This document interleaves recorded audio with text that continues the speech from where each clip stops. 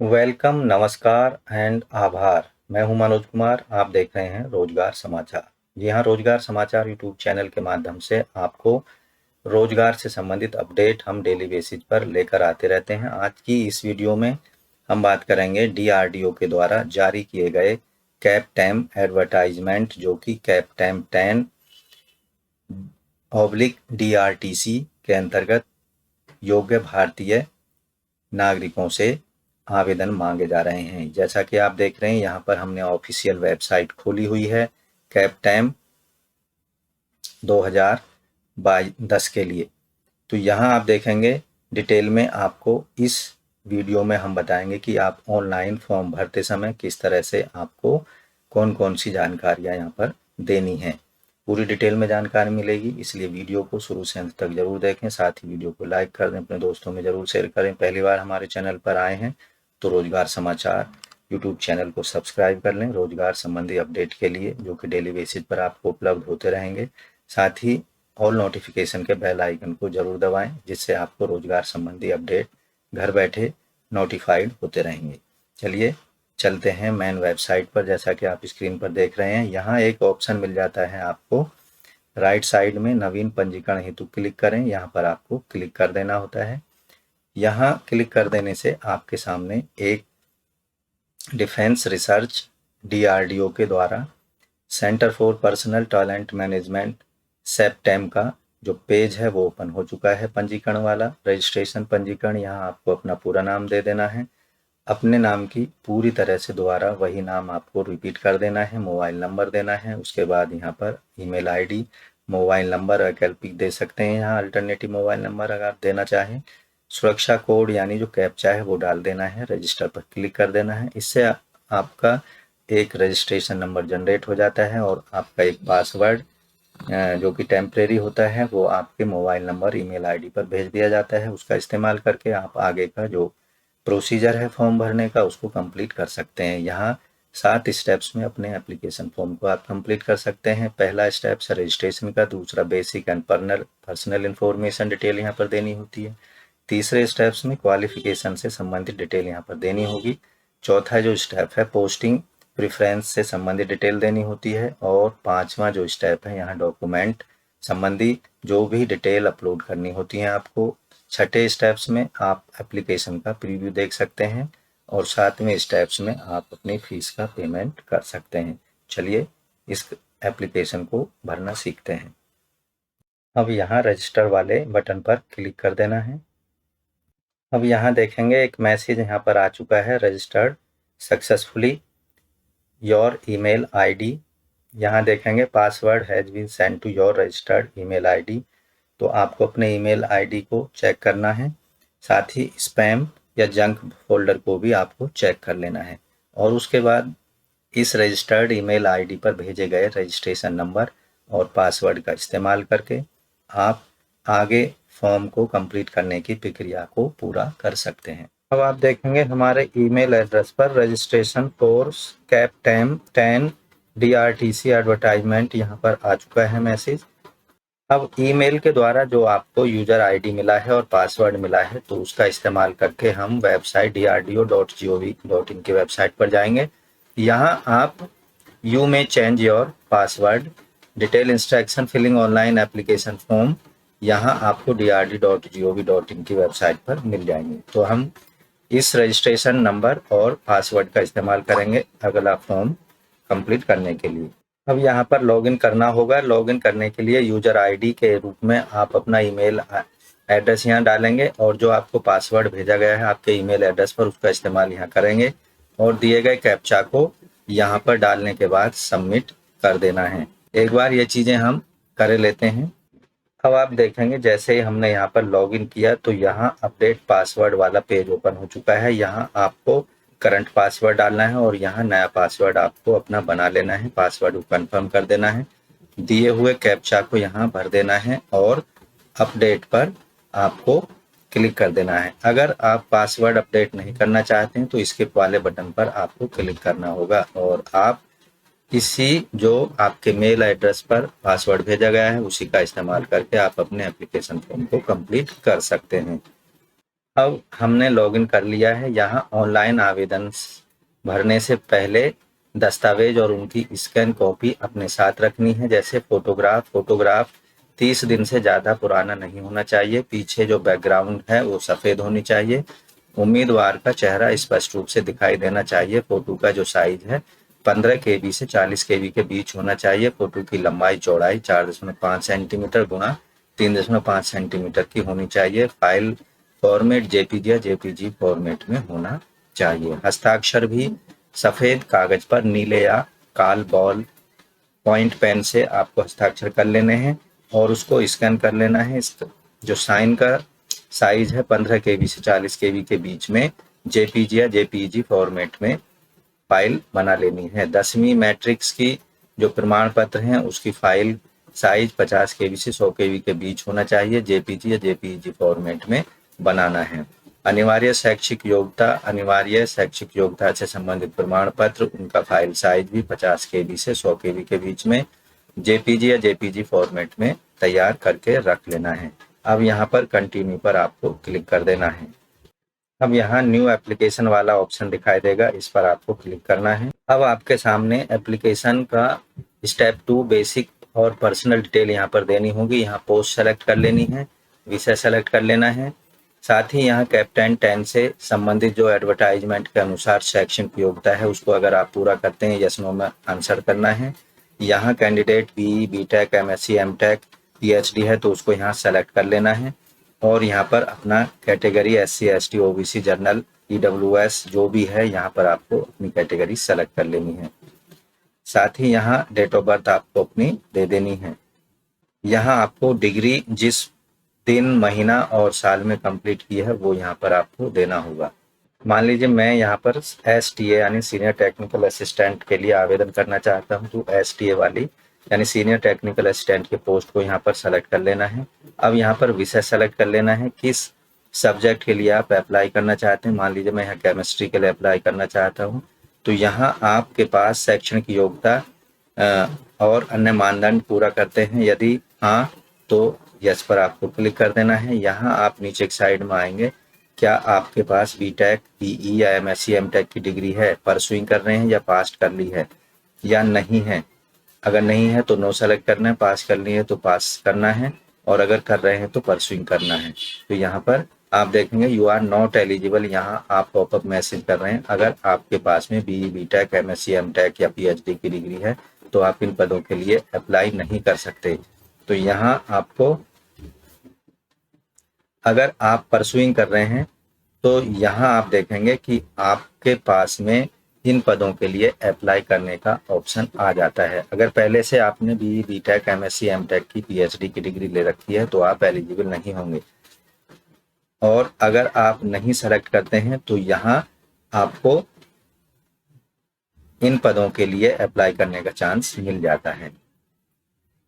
तो यहाँ आप देखेंगे कैटेगरी सेलेक्ट कर लेना है, SC, ST, OB जो भी है यहाँ से सेलेक्ट कर लेना है। उसके बाद यहाँ आपको क्या आप दिव्यांगता धारित करते हैं तो यहाँ पर नहीं। दिव्यांगता का प्रकार यहाँ आपको दे देना अगर आप दिव्यांग कैटेगरी के कैंडिडेट हैं। नीचे की तरफ जाएंगे, आप अल्पसंख्यक समुदाय से हैं, हाँ या नहीं में आंसर करना है तो मैं यहाँ नहीं करूँगा। क्या भूतपूर्व सैनिक है, हाँ नहीं में करना है, नहीं। उसके बाद नीचे की तरफ have you already secured employment in civil side under central government, हाँ नहीं ना में आंसर करना है। Are you disabled defence service personnel, हाँ ना में आंसर करना है तो नहीं। इसी तरह जम्मू कश्मीर माइग्रेंट हैं या नहीं, यहाँ पर नहीं। क्या आप सरकारी सेवक हैं, हाँ या नहीं में आंसर करना, नहीं।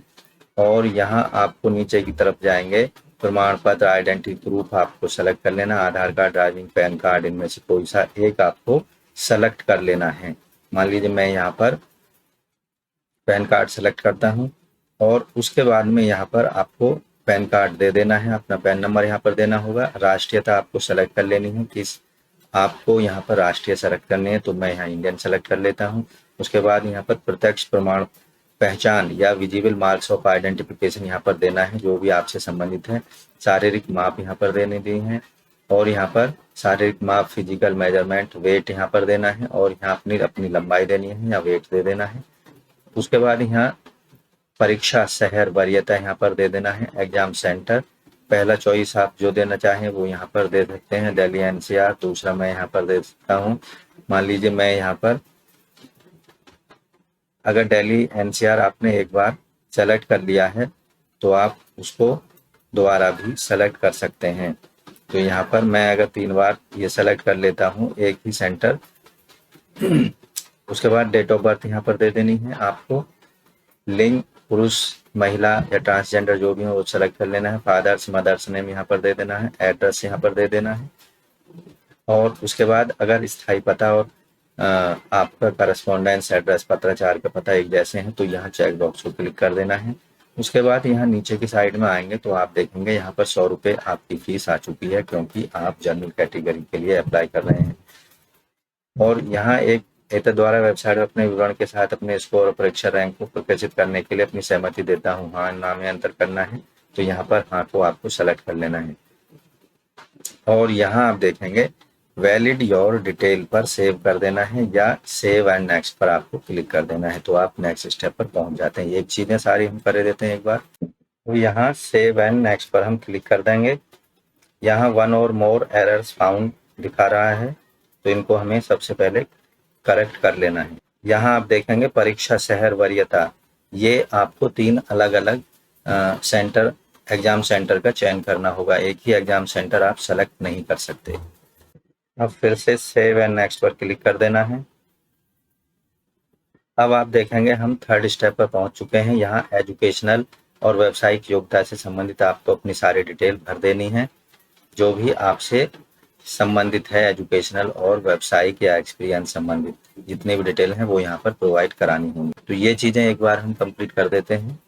यहाँ आपको 10वीं क्लास से संबंधित अपना अनुक्रमांक, बोर्ड और यहाँ पर उत्तीर्ण होने की तिथियाँ, कुल प्राप्तांक, कुल प्राप्त CGPA अगर आपको CGPA मिला है और अधिकतम अंक, इसी तरह डिप्लोमा से संबंधित यहाँ डिटेल दे देनी है। फिर स्नातक से संबंधित यहाँ पर आपको डिटेल देनी होगी। इसके साथ ही अतिरिक्त शैक्षिक योग्यता से संबंधित यहाँ आपको डिटेल दे देनी है, जैसे कोई अन्य शैक्षिक योग्यता आपके पास है। अगर आप और यहाँ पर डिटेल ऐड करना चाहते हैं तो ऐड मोर पर क्लिक करना है, अगर कुछ यहाँ से हटाना चाहते हैं तो रिमूव पर क्लिक करना है। ये सारा कुछ कर लेने के बाद में सेव एंड नेक्स्ट पर आपको क्लिक कर देना है। सेव एंड नेक्स्ट पर क्लिक कर देना है।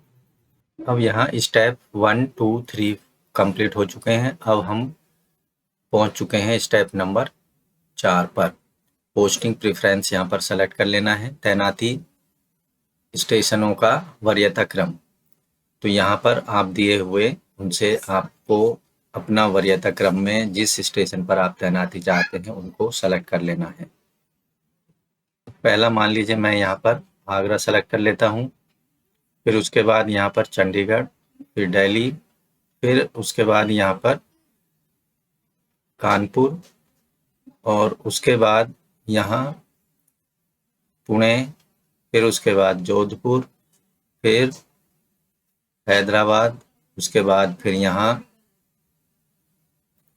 ग्वालियर, फिर उसके बाद यहाँ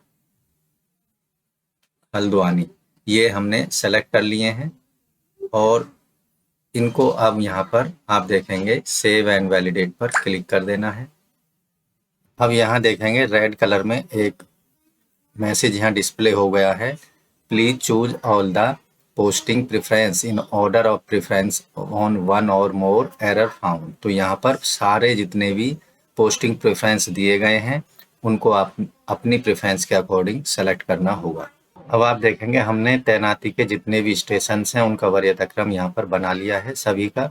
सेव एंड नेक्स्ट पर क्लिक कर दें। अब यहाँ पर आप देखेंगे हमारे 4 स्टेप्स यहाँ कंप्लीट हो चुके हैं। हम पहुँच चुके हैं डॉक्यूमेंट अपलोड वाले ऑप्शन पर। तो यहाँ आपको अपनी स्कैन फोटो अपलोड करनी है जिसका साइज 50 से 40 KB के बीच में होना चाहिए।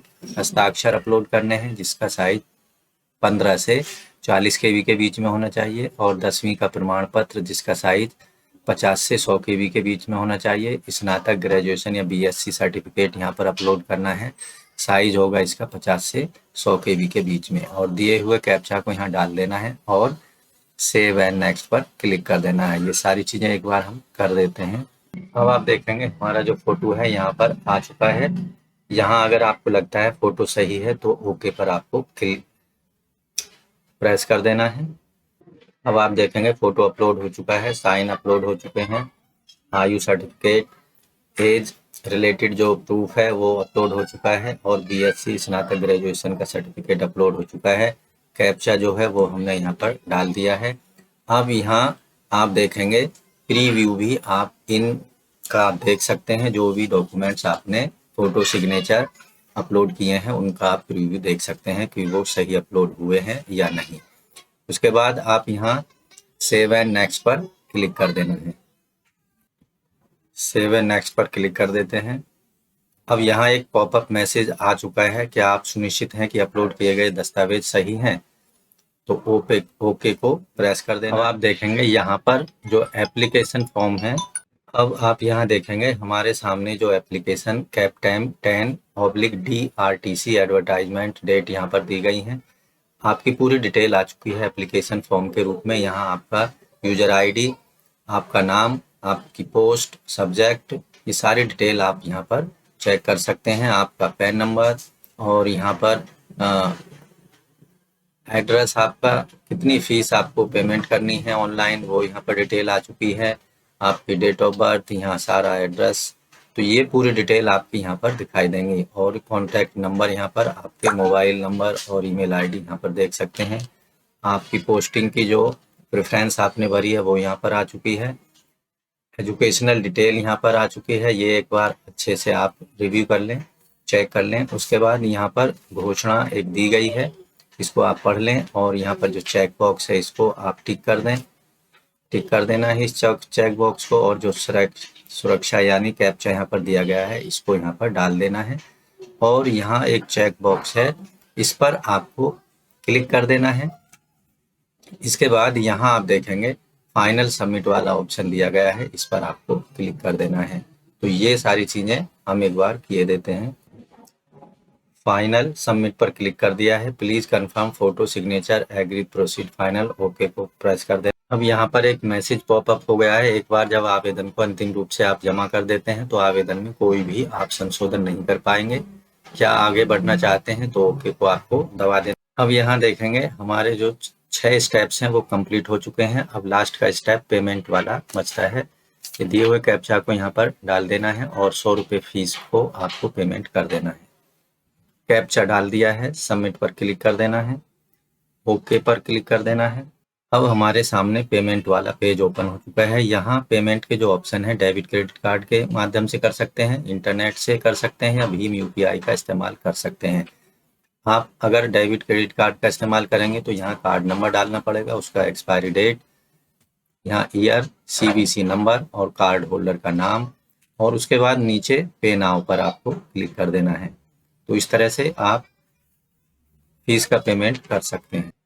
अगर आप भीम यूपीआई का इस्तेमाल करके फीस पेमेंट करना चाहते हैं तो यहाँ 2 ऑप्शन मिल जाएंगे आपको, एंटर यूपीआई आईडी, या दूसरा है यूपीआई क्यूआर कोड।